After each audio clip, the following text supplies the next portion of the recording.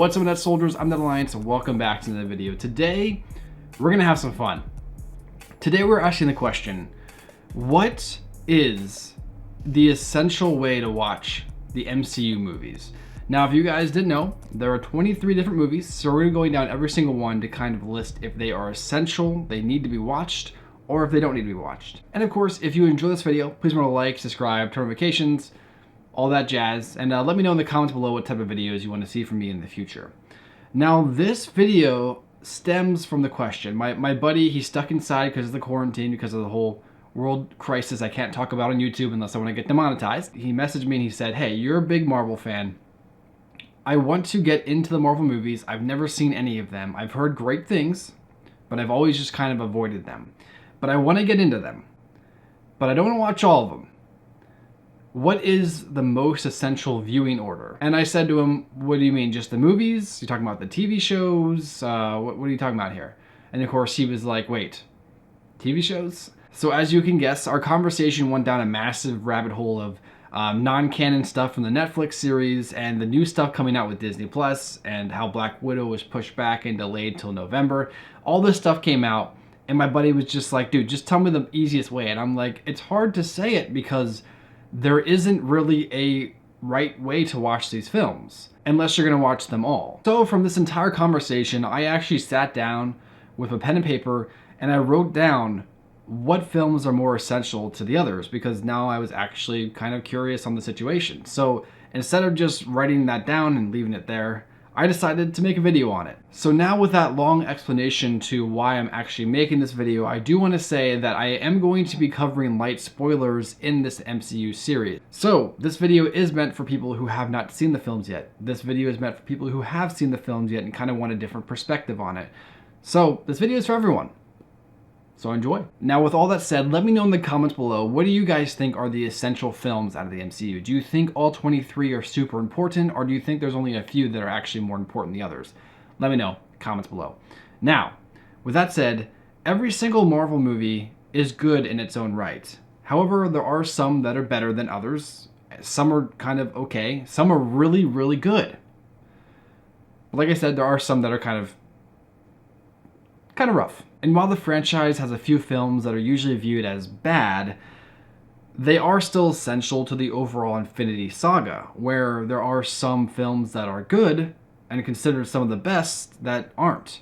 So that's what we're tackling in this video today. Now, after that long introduction of explaining here and there and where it came from, let's just begin. So what I would recommend, the most essential way to really watch these films is to watch them all. So you start with Iron Man 1, you go Incredible Hulk 1, Iron Man 2, Thor 1, Captain America 1, Avengers 1, Iron Man 3, Thor 2, Captain America 2, Guardians of the Galaxy 1, Avengers 2, Ant-Man 1, Captain America 3, Doctor Strange 1, Guardians of the Galaxy 2, Spider-Man 1, Thor Ragnarok 3, Black Panther, Avengers 3, Ant-Man 2, Captain Marvel 1, Avengers 4, and then of course Spider-Man 2. Like I said, if you want the most out of this franchise, just watch all of the movies. And of course the Disney Plus shows are going to be coming out soon. I might update this video later on, but if you want to get the most out of this, you got to watch the movies. That's just how it is.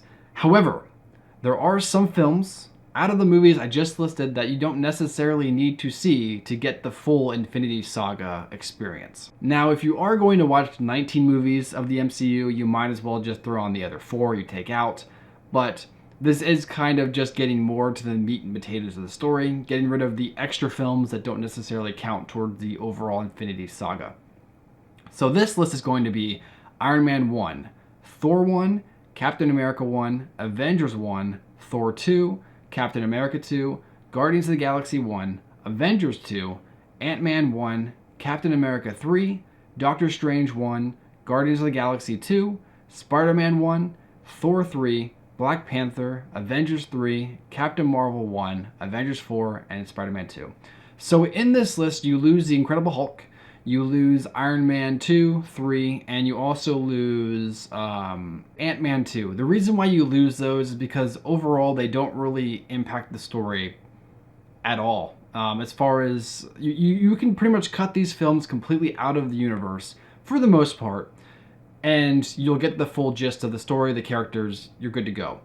You do kind of lose a lot of Tony Stark. However, the majority of these films have Tony Stark in them, so you get plenty of him, so you don't have to really worry about missing out on him. And as far as the Incredible Hulk goes, that film already kind of feels like it is like a separate universe from the one that we know.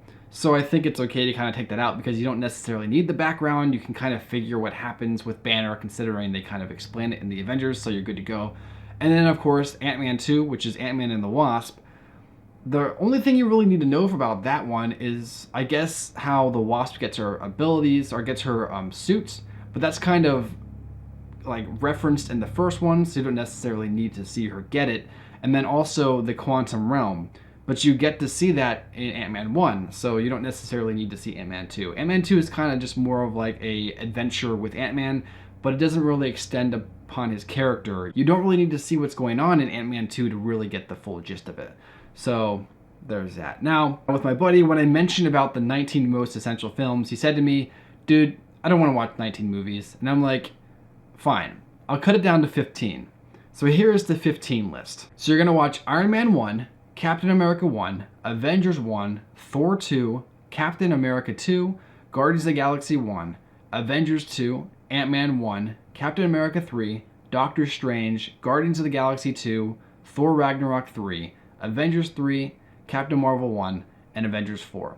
So this would be the 15 most essential films. And while I'd recommend at least doing 19 most essential films, you can get away with doing this and still getting the full story. So in this one, we lose Thor 1, we lose the Spider-Mans, and we lose Black Panther.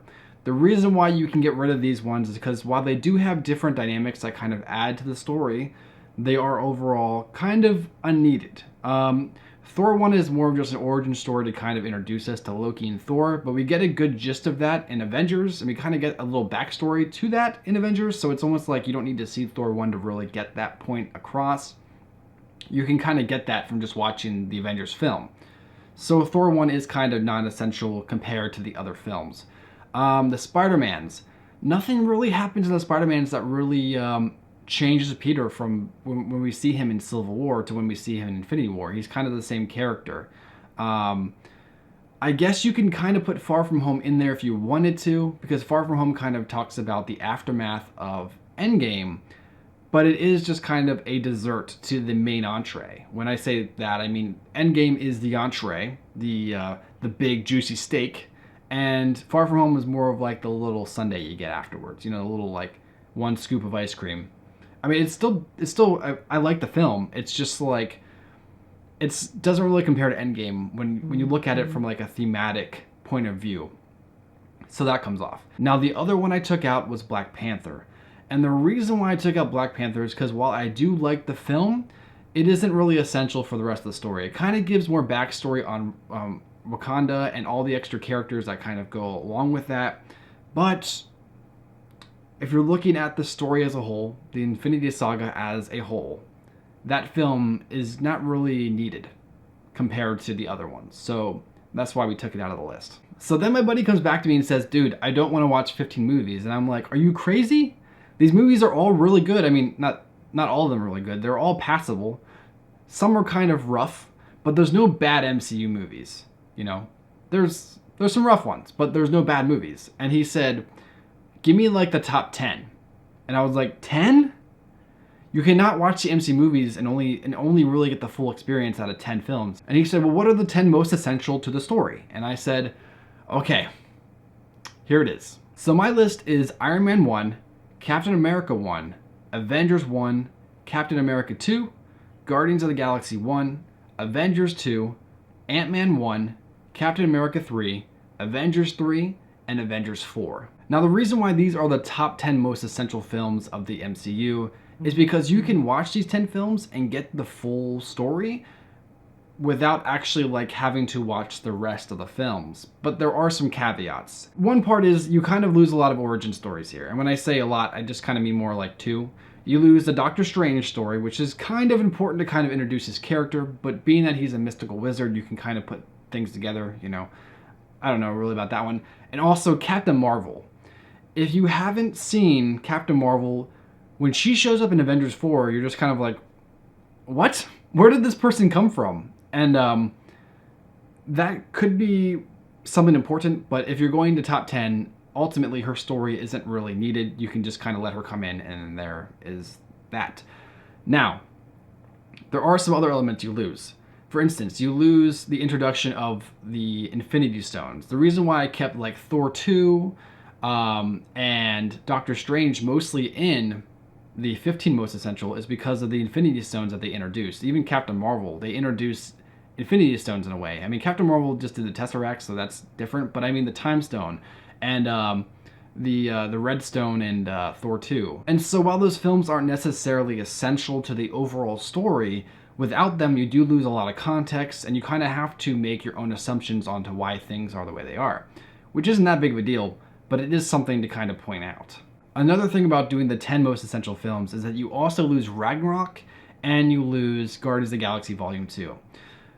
Ragnarok is a really fun film, but it doesn't necessarily go into the story at all. I guess the most important part is how exactly Thor kind of shows up in the beginning of Infinity War and kind of gets wrecked by Thanos. You can kind of figure that Thor found Hulk on their travels. You can just put 2 and 2 together, and there, that's that. Now, a big loss, in my opinion, is the loss of Guardians Volume 2.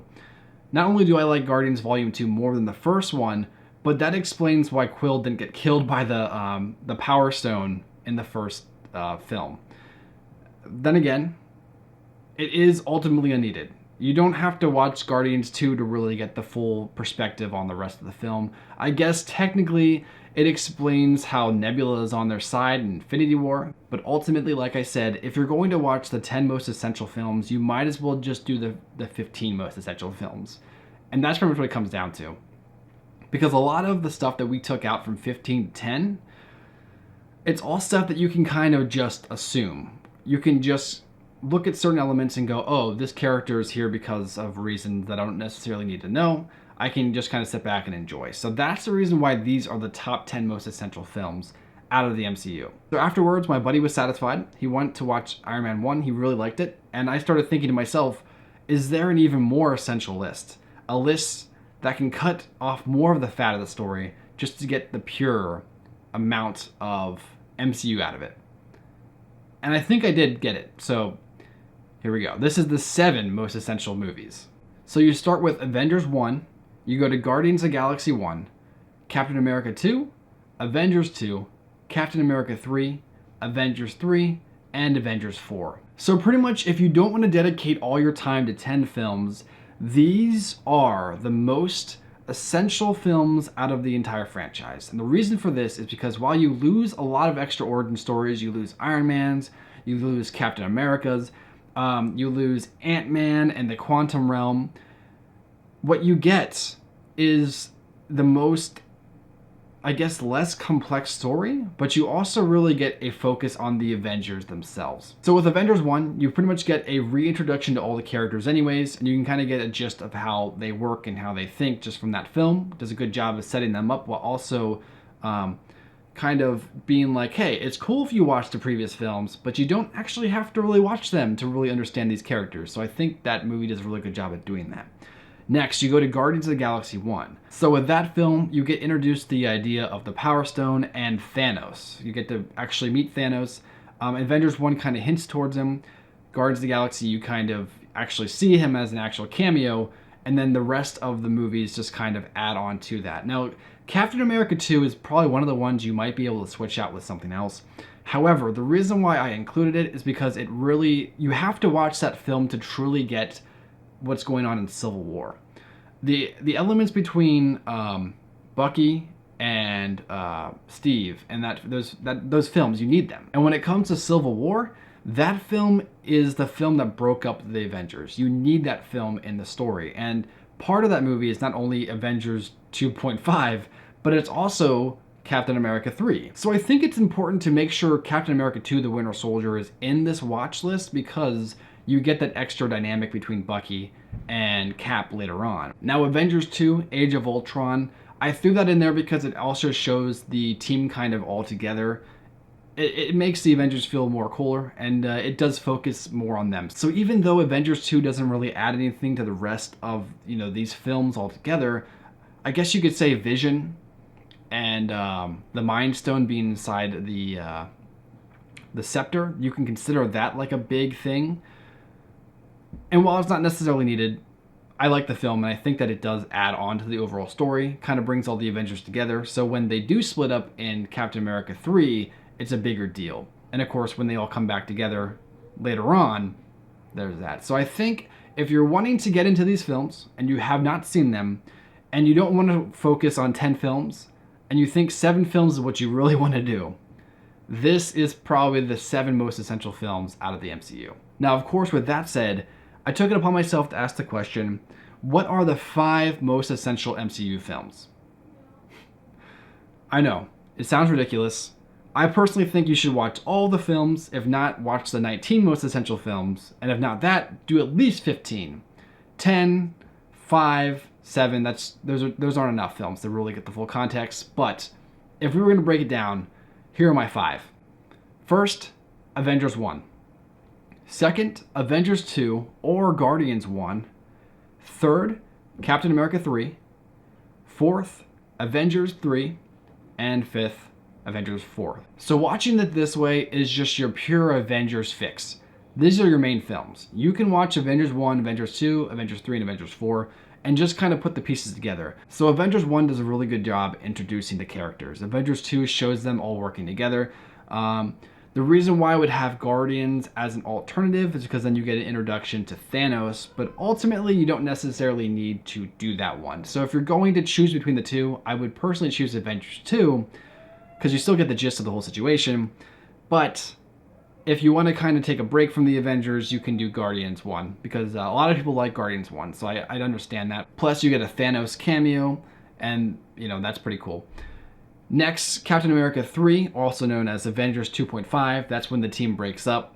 You need that. You definitely need that part in there. Even though I prefer Captain America 2 personally over Captain America 3, you need that in there. You need that in your watch to truly understand the rest of it. And of course, Avengers 3 and 4 are kind of just part 1 and 2 of the same story, the same massive overarching event. So you need to watch those two.